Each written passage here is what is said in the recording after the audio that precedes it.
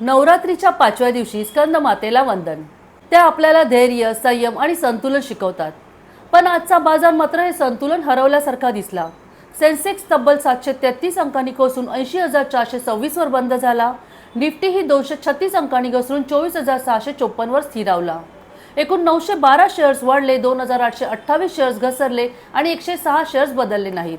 निफ्टीमधील मोठी तोट्याचे शेअर्स होते IndusInd Bank, Sun Pharma, Mahindra and Mahindra, Eternal आणि टाटा स्टील.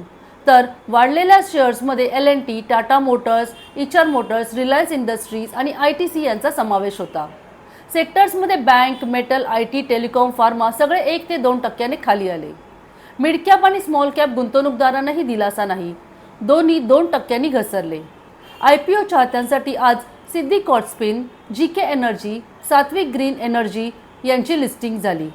सोमवारी Aptech Technologies limited, ग्लोथिस Limited, Om Freight Forwarders Limited, Dhillon Freight Carrier Limited, Om Metallogic Limited, Vijay PD सिक्युरिटिकल Limited, Back Convergence Limited, Chir Harit limited, सुभा hotels limited आणि सोधानी capital limited या 10 नवीन IPOंचा जल्लोष सुरू होणार आहे. सोने चांदीची चमक मात्र अजून टिकून आहे. 24 कॅरेट सोनं रुपये 11,488 प्रति ग्रॅम, 22 कॅरेट सोनं रुपये 10,530 प्रति ग्रॅम, चांदी रुपये 143 प्रति ग्रॅम.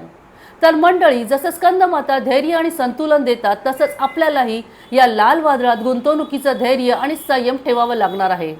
हा व्हिडिओ तुम्हाला कसा वाटला खाली कमेंट करा आणि आणखीन माहिती हवी असेल तर स्टॉक सखी या आपल्या YouTube चॅनलला नक्की सबस्क्राईब करा.